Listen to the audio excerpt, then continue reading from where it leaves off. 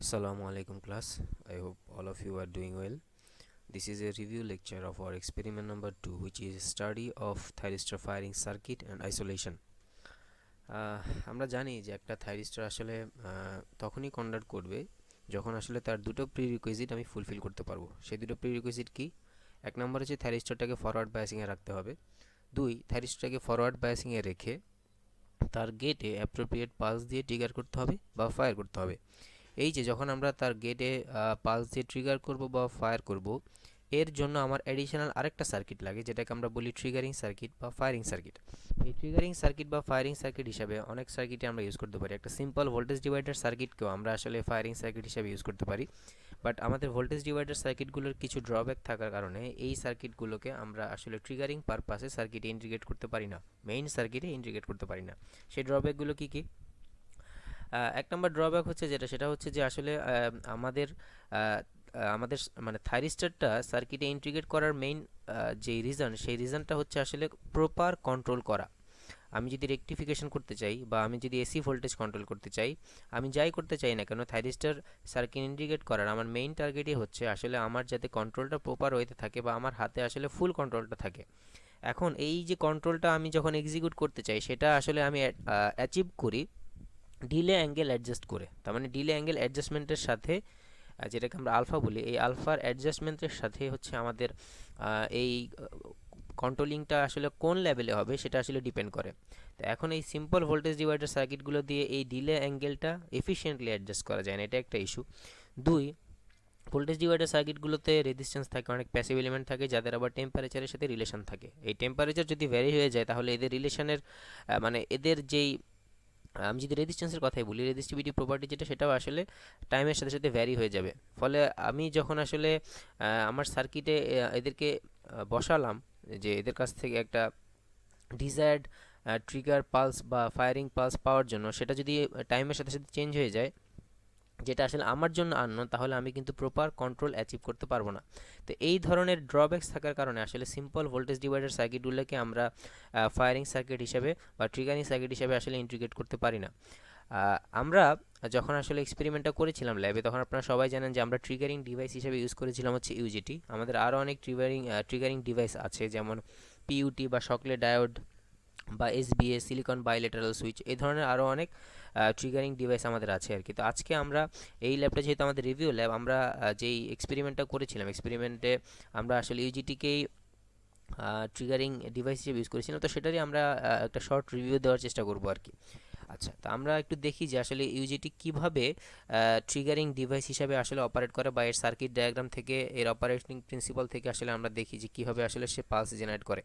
আচ্ছা, এখানে আমরা একদম টপ লেফট কর্নারে আমরা দেখতে পারতেছি যে এটা একটা ইউজিটির সিম্বল আমি এঁকে রাখছি হাতে।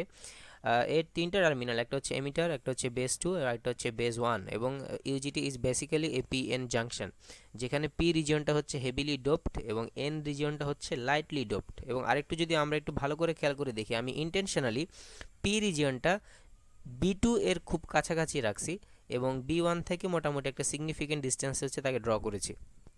এখন এইখানে তাহলে একটা লেন্থের তারতম্য আসলে এখানে ক্রিয়েট হয়েছে, মানে বি2-র কাছাকাছি থাকায় আমি যদি বলি যে বি2 থেকে পি এর length com with respect two B one, এটা কিন্তু আমাদের মাথায় রাখতে হবে। আবার এন রিজিয়নটা যেহেতু লাইটলি ডোপ, তার মানে হচ্ছে এন রিজিয়নের রেজিস্ট্যান্স অনেক হাই।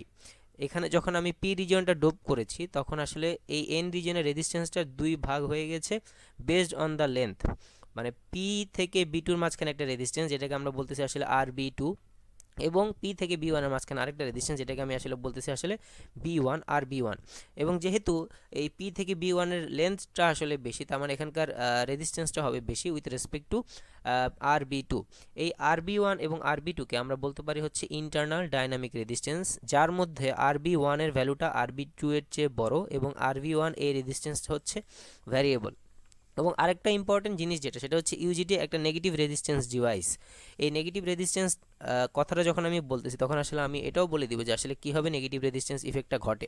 আচ্ছা, এখানে আরেকটা জিনিস আমি একটু বলে নিই, সেটা হচ্ছে যখন আমি আমার ইউজিটিতে কোনো প্রকারের ভোল্টেজ অ্যাপ্লাই করি না, সাপোজ আমি যদি 2 নম্বর এই ফিগারটা কনসিডার করি, এখানে আমি যখন আসলে ভোল্টেজ অ্যাপ্লাই করতেছি না, তখন RB1 আর RB2কে একত্রে আরেকটা নামে ডাকা হয়, যেটাকে বলা হয় হচ্ছে RBB বা ইন্টারবেস রেজিস্ট্যান্স। এখন আমরা ইউজিটি কিভাবে অপারেট করে সেটা একটু দেখি। ধরেন যে আমি আসলে এখানে যেহেতু এটা পিএন জাংশন, এই পিএন জাংশনটাকে আমি আসলে রিপ্রেজেন্ট করতেছি একটা ডায়োড দিয়ে, আর রেজিস্ট্যান্সগুলো রেজিস্ট্যান্সের মতোই আছে, B2 B1 তাদের মতোই হচ্ছে রাখছি। আমি এবার যদি হচ্ছে এই এমিটার এই টার্মিনালটা হচ্ছে ওপেন রাখি, এখানে আমি কোনো ভোল্টেজ অ্যাপ্লাই করলাম না, জাস্ট আমি যদি এই 3 নম্বর ফিগারের দিকে তাকাই, এখানে ধরেন এই ইনিশিয়ালি এই সোর্সটা আমার অ্যাবসেন্ট, জাস্ট এখানে এদিকে সব কিছুই আছে। তাহলে এইখানে যদি সব কিছু থাকে, এখানে একটা আমি ভোল্টেজ অ্যাপ্লাই করছি হুইচ ইজ ভিবিবি, ডিনোটেড অ্যাজ ভিবিবি। এখন এই ভোল্টেজের জন্য যেহেতু এই ডায়োডটা আসলে আমি বলতে পারি যে আসলে ওপেন, মানে তার যেহেতু পি টার্মিনালটা কারোর সাথে কানেক্টেড নাই, সো আসলে এই ডায়োডটার ইনিশিয়ালি কোনো এক্সিস্টেন্স নাই। তাহলে এখানে একটা ভোল্টেজ অ্যাপ্লাই করছি। আমি যদি আপনাকে বলি যে এই RB1 রেজিস্ট্যান্সের অ্যাক্রসে ভোল্টেজ কত হবে, এটা আপনি সিরিজ কেবিএল করে বের করতে পারেন, অথবা simple voltage divider law apply করে হচ্ছে বের করতে পারেন। সেটা কত হবে? আমি যদি বলি RB1 এর অ্যাক্রসে ভোল্টেজটা হচ্ছে VRB1, তাহলে VRB1 হবে হচ্ছে VBB into RB1 divided by RB1 plus RB2। তাহলে এইখান থেকে RB1 প্লাস RB2 আমরা আগেই বলে আসছি, যেটাকে আমরা বলি হচ্ছে ইন্টারবেস রেজিস্ট্যান্স RBB। তাহলে এখান থেকে আমরা বলতে পারি VBB into RB1 divided by RBB। এই RV1 বাই RVB এই রেশিওটাকে আমরা বলতেছি ইন্ট্রিনজিক স্ট্যান্ড অফ রেশিও বা ইটা। এটাকে হচ্ছে আমরা ইটা দিয়ে হচ্ছে সিম্পলিফাই করে রাখছি। আচ্ছা, এখন আমরা ধরেন ইনিশিয়ালি আমরা এই পি টার্মিনালে একটা ভোল্টেজ অ্যাপ্লাই করলাম VEV1, যার ভ্যালু হচ্ছে 0 ভোল্ট, 0 ভোল্ট, তাই তো? আর এর এন টার্মিনালে একটা ভোল্টেজ আছে যেটা হচ্ছে VRB1। তার মানে আমি যদি একটু ভালো করে খেয়াল করে দেখি, এই ডায়োডটার এন টার্মিনালে একটা পজিটিভ ভোল্টেজ আছে হুইচ ইজ VRB1, আর পি টার্মিনালে একটা 0 ভোল্টেজ আছে। এর মানে হচ্ছে ডায়োডটা রিভার্স বায়াস। এখন ডায়োডটা যখন রিভার্স বায়াসে থাকে, আমরা জানি যে ফরওয়ার্ড বায়াসে থাকলে তার মধ্যে দিয়ে যে কারেন্ট ফ্লো করে, রিভার্স বায়াসে থাকলেও কিন্তু ডায়োডের মধ্যে দিয়ে একটা কারেন্ট ফ্লো করে, যেটাকে আমরা বলি আসলে লিকেজ কারেন্ট। তার মানে যখন এই VEV1 যেটা, সেটা যখন আসলে আমার 0 ভোল্টে আছে, এটা যখন আমি 0 ভোল্টে রাখতেছি, তখন আমার ডায়োডটা রিভার্স বায়াস, এবং তখন ডায়োডটার মধ্যে দিয়ে যে কারেন্টটা ফ্লো করতেছে সেটাকে আমরা বলতেছি হচ্ছে লিকেজ কারেন্ট, বা আমি যদি নিচের এই ফিগারের দিকে তাকাই, সেটাকে আমরা বলতে পারি আসলে IE0 লিকেজ কারেন্ট, এই তো?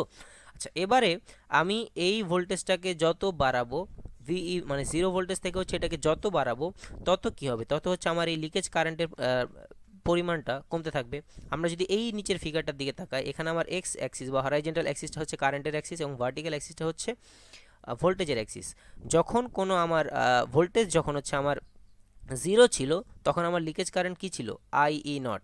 আস্তে আস্তে আমি যখন এই যে ভোল্টেজটাকে বাড়াচ্ছি, আমার লিকেজ কারেন্টের পরিমাণ কিন্তু আস্তে আস্তে কমে আসতেছে।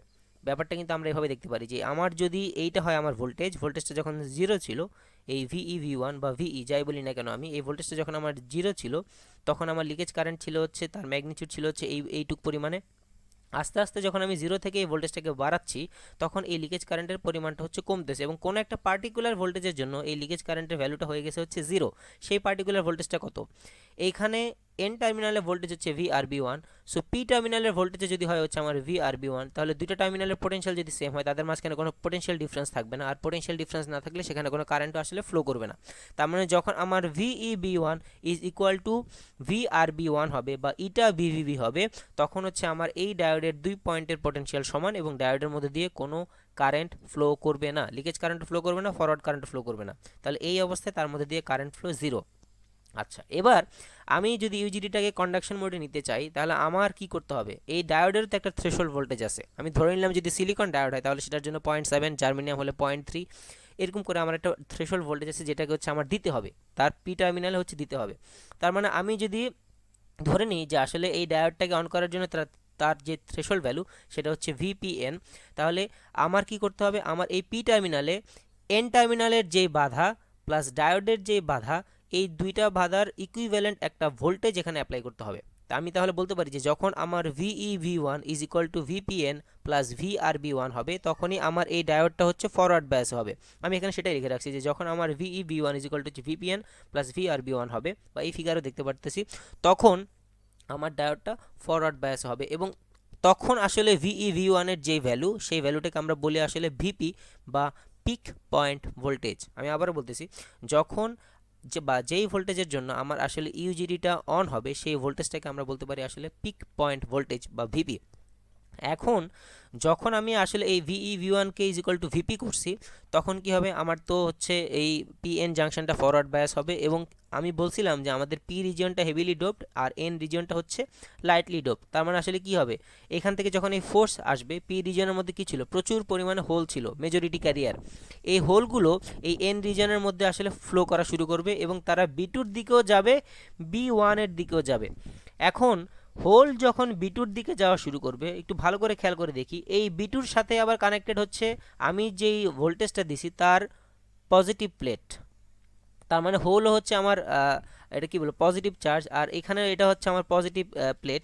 এই পজিটিভ প্লেট পজিটিভ চার্জগুলোকে হচ্ছে বিকর্ষণ করবে। তো এরা যখন আসলে বিকর্ষণ একটা শক্তি অনুভব করবে, তখন তারা আসলে অপোজিট দিকে ফ্লো করবে, মানে হচ্ছে এই সবগুলো হোল আসলে বি1-এর দিকে ফ্লো করবে।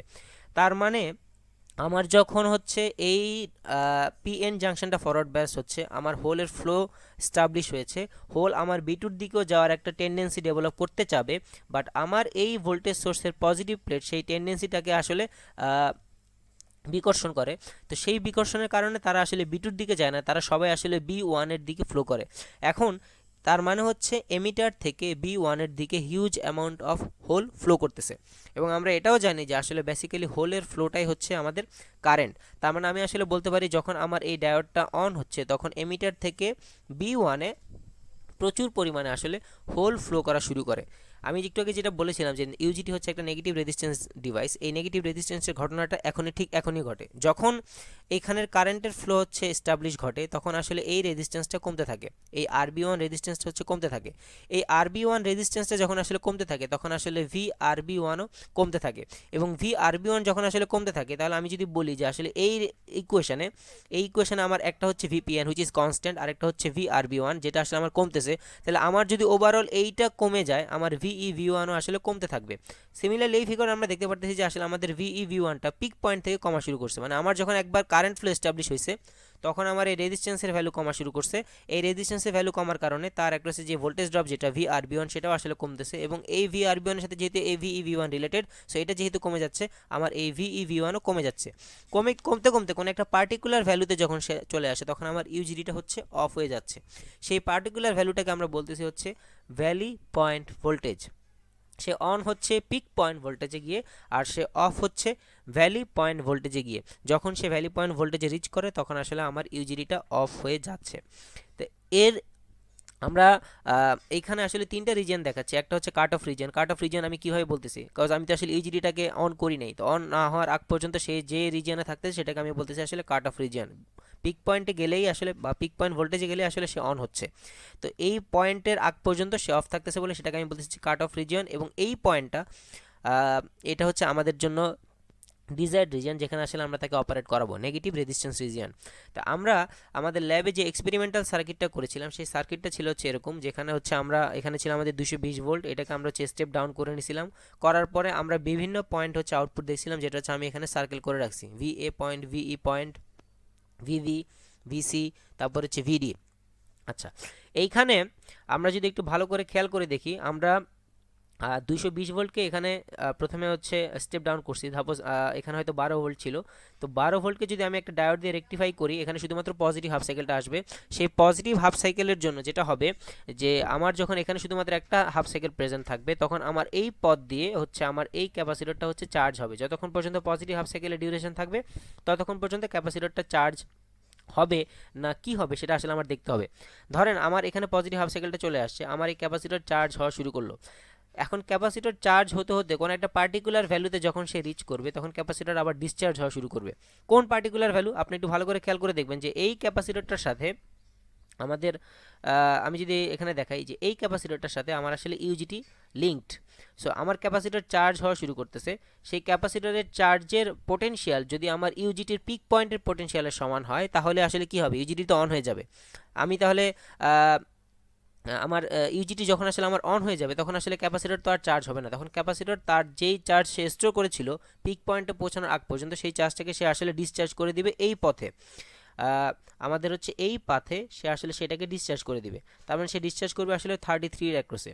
এই ডিসচার্জিং প্যাটার্নটাকে আমি আসলে একটা অপ্টোকাপলারে দিচ্ছি, যে আসলে সেই ডিসচার্জিং প্যাটার্নটাকে আমাকে একটা প্রপার পালসের শেপে এনে দেয়, যেই শেপটা আমি পাবো হচ্ছে আসলে এই 3.9K অ্যাক্রসে, যেটাকে আমি আসলে ভিসি দিয়ে ডিনোট করতেছি।